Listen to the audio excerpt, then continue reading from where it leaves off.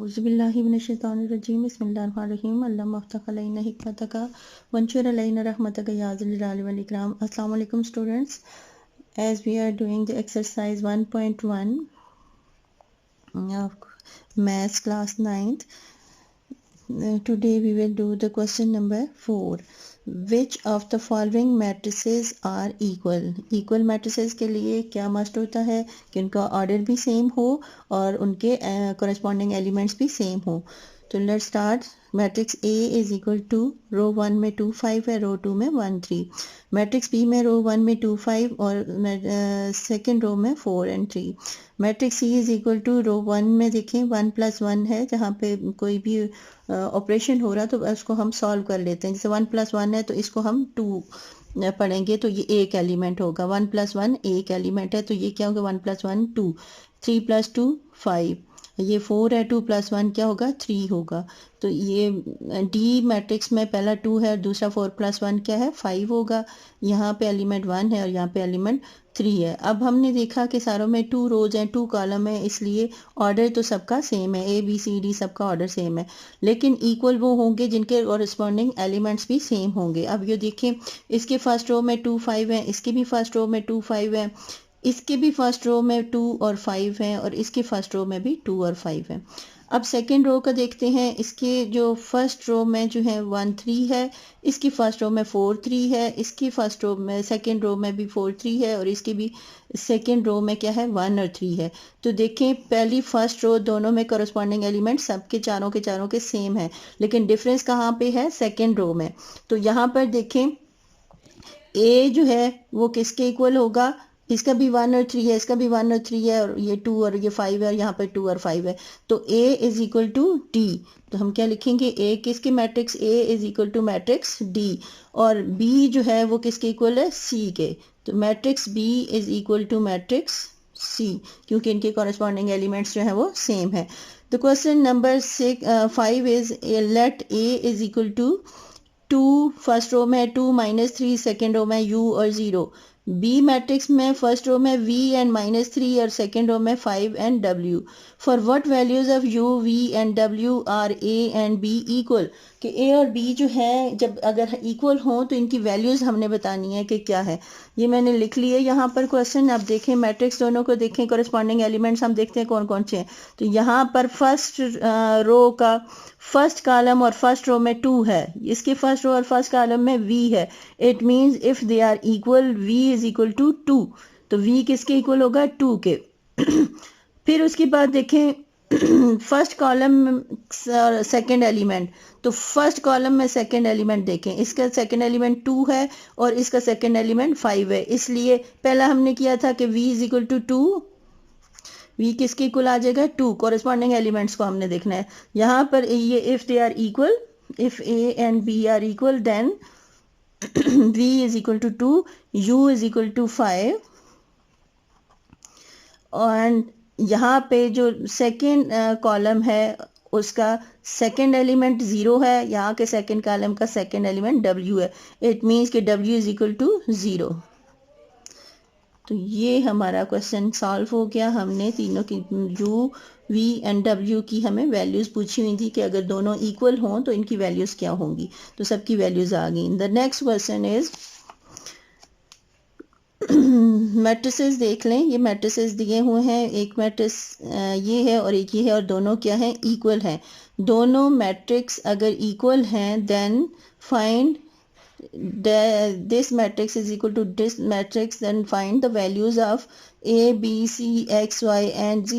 तो हमने क्या करना है कि इन सब की वैल्यूज जहाँ जहाँ पर ये हैं तो हमने इक्वल हैं, तो ज़रा करस्पॉन्डिंग एलिमेंट्स भी जो है वो इक्वल होते हैं, तो हमने ये सब की फाइंड करने हैं। तो क्वेश्चन नंबर 6 हम कैसे करेंगे, हम पहले लिख लेते हैं। हमारे पास एक मैट्रिक्स कौन सा है वो लिख लेते हैं। इसके एलिमेंट्स लिखें क्या है x + 3, फिर सेकेंड एलिमेंट है इसका z + 4, थर्ड एलिमेंट है इसका 2y - 7। अच्छा जी, अब नेक्स्ट पे आ जाए।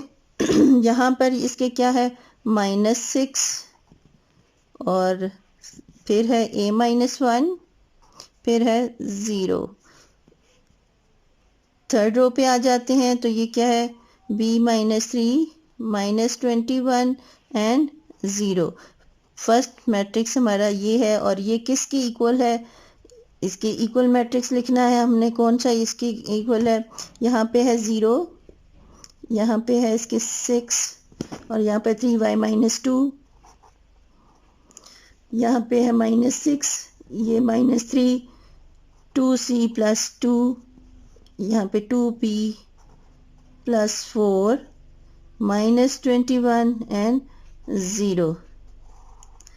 अब हमने किसकी वैल्यूज फाइंड करनी है, a b c x y and z।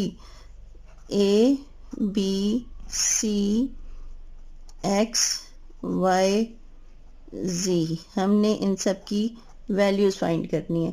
तो हम ये कैसे फाइंड करेंगे, ये देखें, पहले कॉरेस्पॉन्डिंग एलिमेंट्स जो है वो इक्वल होते हैं, तो अब हम सबका लिख लेते हैं।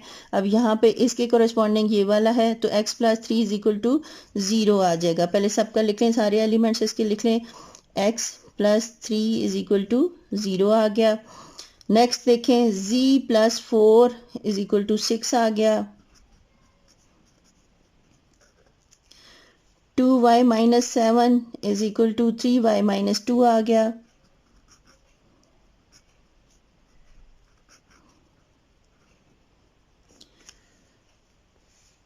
नेक्स्ट देखें, यहाँ पे a -1 है, सेकेंड कॉलम का सेकेंड एलिमेंट, और ये किसकी इक्वल है, -3 के। ये आप लिख लें, a - 1 = -3 के। उसके बाद आ जाएं, यहाँ पर जो फर्स्ट कॉलम का लास्ट एलिमेंट है b -3 और इसका 2b + 4, तो ये भी आप लिख लें। ये क्या है जी, b - 3 किसके इक्वल होगा, 2b + 4 के इक्वल होगा। अब कौन सा रह गया, यहाँ पर हमने ये इस पे आए तो ये इसका जो है वो लास्ट जो कॉलम है उसका सेकंड एलिमेंट है 2c + 2, तो लिख लें 2c + 2 और इसका सेकंड क्या है, 0, तो ये किसके इक्वल आ जाएगा, 0 के। तो हमारे पास ये सारी की सारी इक्वेशन बन गई। अब हम देखते हैं कितनी इक्वेशन बन गई। ये इक्वेशन 1 है, इसको हम इक्वेशन 2 कह देते हैं। ये जो है ये इक्वेशन 3 है, ये इक्वेशन 4 है, ये वाली इक्वेशन 5 है और ये इक्वेशन 6 है। तो हमारे पास कितनी इक्वेशन बन गई, 6 इक्वेशन हमारे पास आ गई। अब हम इनको सॉल्व कैसे करेंगे, लुक एट द इक्वेशन 1।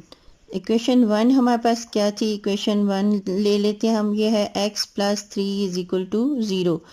अब +3 को इक्वेशन जब भी हम सॉल्व करते हैं तो वेरिएबल की वैल्यू फाइंड करने के लिए उसके साथ जो दूसरा कांस्टेंट होता है उसको हम कैंसिल कर देते हैं। यहाँ पे वेरिएबल x है और के साथ कांस्टेंट क्या है, 3, तो इसको हम क्या करते हैं, अब आपको अगर शॉर्टेस्ट वे बताऊं कि इसको कैंसिल करने के लिए हम -3 करते हैं, इसकी बजाय आपको मैं ब्रीफ करके और ज़्यादा इजी करके बताती हूँ कि जो भी वेरिएबल होता है इक्वल के उस साइड पे उसको अकेला छोड़ जाते हैं, उसके साथ जो दूसरी टर्म्स हैं उनको हम साइड चेंज कर देते हैं, उसको इक्वल की दूसरी साइड पे ले जाते हैं। तो +3 होगा, अगर एक साइड से हम साइड उसकी चेंज करेंगे किसी भी डिजिट की, तो क्या होगा कि उसको अगर प्लस हो रहा है तो दूसरी साइड पे, यानी अगर राइट हैंड साइड पे है तो लेफ्ट हैंड साइड पे हम लेके जाएंगे, या लेफ्ट हैंड साइड पे है तो राइट हैंड साइड पे हम लेके जाएंगे। जब भी हम इक्वेशन में साइड चेंज करेंगे तो उनके साइन जो है वो चेंज हो जाएंगे। अगर प्लस है तो माइनस हो जाएगा, अगर माइनस है तो प्लस हो जाएगा। अगर वो मल्टीप्लाई हो रहा है तो साइड चेंज करने से डिवाइड हो जाएगा, अगर डिवाइड हो रहा है तो साइड चेंज करने से मल्टीप्लाई हो जाएगा। तो यहाँ पर ये क्या हो रहा है, +3, ये वेरिएबल है, इसकी वैल्यू हमने फाइंड करनी है। +3 यहाँ पर ये 3 जो है यहाँ पर प्लस हो रहा है, इसकी साइड हम इक्वल की दूसरी साइड पे लेके जाएंगे तो क्या हो जाएगा, ये -3। तो इस x की हमारे पास वैल्यू आ गई। यहाँ पे 0 था इसलिए 0 हमने नहीं लिखा, तो ये +0 -3 आएगा, तो ये -3 जो है x की वैल्यू हमारे पास आ गई। हमने किस किस की वैल्यू, x y z और a b c की वैल्यू फाइंड करनी है। तो x हमारे पास जो है, x की वैल्यू हमारे पास क्या आ गई, -3। अब हम इक्वेशन 2 पे जाते हैं। इक्वेशन 2 है हमारे पास, इक्वेशन 2 हमारे पास थी क्या, ये z + 4 = 6। अब यही काम करें कि z के साथ हमने z की वैल्यू वेरिएबल है, उसके साथ हमने z की वैल्यू फाइंड करनी है, तो उसके साथ +4 है, उसकी हम साइड चेंज कर देंगे। तो z इज इक्वल टू, यहाँ पर इस साइड पे पहले से क्या है 6, इसलिए हम पहले 6 लिखेंगे। जब +4 की साइड चेंज करेंगे तो इस साइड पे आएगा तो ये -4 हो जाएगा। तो z 6 - 4 क्या होता है 2। तो हमारे पास z की वैल्यू भी आ गई। z की वैल्यू हमारे पास क्या आई 2। अब आए जी इक्वेशन 3 की तरफ। तो इक्वेशन 3 को अब हम लेते हैं। इक्वेशन नंबर 3 क्या है हमारे पास, 2y - 7 is equal to 3y - 2। अब हम वेरिएबल जिसकी वैल्यू फाइंड करनी है उसको एक साइड पे कर लेंगे, जो कांस्टेंट है उनको दूसरी साइड पे कर लेंगे। तो यहाँ पर पहले हम लिखेंगे 2y, ये 3y हम इसको इकट्ठा कर लेंगे क्योंकि y की हमने वैल्यू फाइंड करनी है। तो ये 3y है, तो इस साइड पे हम इसको लेके आएंगे तो ये क्या हो जाएगा -3y। यहाँ पर प्लस है ना, तो इस साइड हम साइड चेंज की तो यहाँ पे आ गया -3y। इक्वल का साइन लगाएं, यहाँ पर पहले -2 है तो ये -7 है, तो दूसरी साइड पे जाके क्या हो जाएगा +7। अब 2 में से 3 माइनस करें तो -1 होता है ना, तो यहाँ पर -1y, तो 1 हम नहीं लिखते तो -y लिख लेंगे, इज इक्वल टू। अब जब प्लस माइनस इकट्ठा हो तो हम प्लस माइनस हो तो हम माइनस करते हैं, और आंसर में साइन जो है बड़ी फिगर वाला लगता है। यहाँ पे बड़ी फिगर क्या है 7, तो 7 में से हमने 2 माइनस किए तो हमारे पास क्या आ गए 5। क्योंकि 7 के साथ प्लस है तो आंसर में भी क्या आएगा प्लस आ जाएगा। तो ये माइनस है तो इसको y की हमने वैल्यू फाइंड करनी है, तो y जो है माइनस उस तरफ चला जाएगा, तो y इज इक्वल टू -5 आ जाएगा। तो ये हमारे पास किसकी आ गई, y की वैल्यू आ गई। अब हम नेक्स्ट इक्वेशन लेते हैं। हमारे पास है इक्वेशन नंबर 4। इक्वेशन नंबर 4 हमारे पास क्या है जी, a - 1 इज इक्वल टू -3। तो a को हम इधर अकेला छोड़ेंगे, ये -1 दूसरी साइड पे ले जाएंगे। यहाँ पर पहले से -3 है, ये -1 दूसरी साइड पे जाएगा तो +1 हो जाएगा। तो अब मैंने आपको बताया कि माइनस प्लस जब दोनों इकट्ठे हों तो हम प्लस माइनस माइनस करते हैं, और आंसर में साइन बड़े डिजिट वाला लगता है। तो बड़ा डिजिट 3 और 1 में से कौन सा है 3 के साथ साइन कौन सा है माइनस, आंसर में साइन कौन सा आएगा माइनस का। 3 में से 1 माइनस किए तो क्या आ गया 2। तो हमारे पास अब a की वैल्यू भी आ गई। a की वैल्यू हमारे पास क्या आई है -2। अंडरस्टैंड।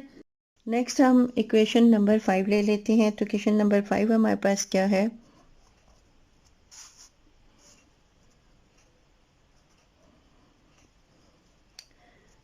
इक्वेशन 5 हमारे पास आती है 2b - 3 is equal to 2b + 4। तो अब b को जो हमारे b की वैल्यू फाइंड करनी है, तो b को जो एक साइड पे कर लें, हम लेफ्ट हैंड साइड पे जिसकी वैल्यू फाइंड करनी होती है लेफ्ट हैंड साइड पे ले आते हैं, और बाकी जो टर्म्स होती हैं उनको राइट हैंड साइड पे ले जाते हैं। तो b अब हम इस राइट हैंड साइड पे 2b है, इसको हम लेफ्ट पे लेके आएंगे तो माइनस हो जाएगा, तो ये -2b आ जाएगा इज इक्वल टू 4। यहाँ पर पहले से है प्लस साइन है इसके साथ, तो 4 है, इस 3 को हम उधर लेके जाएंगे तो ये +3 हो जाएगा। तो अब देखें b ये 1b है, ये 2b है, 2 के साथ माइनस है और इस 1 के साथ प्लस है, तो प्लस माइनस माइनस होता है, लेकिन माइनस करके जो आंसर के साथ साइन आता है वो बड़े डिजिट का होता है। तो 2 बड़ा है इसलिए यहाँ पर माइनस लिखेंगे। 2 में से 1 माइनस किए 1, तो हमारे पास क्या आ जाएगा -1b। 1 हम नहीं लिखते, अंडरस्टूड होता है, एक b लिखा है तो इसका मतलब है ये 1 ही b है, इज इक्वल टू 7। तो b इज इक्वल टू -7। तो ये हमारे पास b की वैल्यू भी आ गई। अब हमारे पास लास्ट इक्वेशन है, इक्वेशन नंबर 6 हम लेंगे। इक्वेशन नंबर 6 है हमारे पास 2c + 2 इज इक्वल टू 0। तो यहाँ पर 2c हमने c की वैल्यू फाइंड करनी है, c को इधर रहने दें, 2 को हम राइट हैंड साइड पे ले जाते हैं। यहाँ पहले से 0 है इसलिए 0 हम नहीं लिखते, तो ये +2 इधर जाएगा तो -2 हो जाएगा। अब देखें c के साथ 2 मल्टीप्लाई हो रहा है, अब हम इस 2 की अगर साइड चेंज करते हैं तो ये 2 इधर मल्टीप्लाई हो रहा है तो दूसरी साइड पे जाके डिवाइड हो जाएगा। तो यहाँ पर सिर्फ c को हम छोड़ेंगे क्योंकि c की वैल्यू फाइंड करनी है। यहाँ पर पहले से राइट हैंड साइड पे -2 है, ये 2 इधर जाएगा तो डिवाइड हो जाएगा, तो 2 के साथ कैंसिल हो गया, तो c की वैल्यू आ गई -1। तो हमारे पास ये सारी वैल्यूज जो है वो कंप्लीट हो गई। हमारे पास क्या आई आप देख लें, हमारे पास सबकी वैल्यूज आ गई। क्या क्या वैल्यूज आई, हमारे पास x की वैल्यू -3 आ गई, z की वैल्यू -2 आ गई, y की वैल्यू -5 आ गई, a की वैल्यू -2 आ गई और b की वैल्यू -7 आ गई और c की वैल्यू जो है वो -1 आ गई। खुश रहिए, खुशियाँ बांटिए। अल्लाह हाफिज़।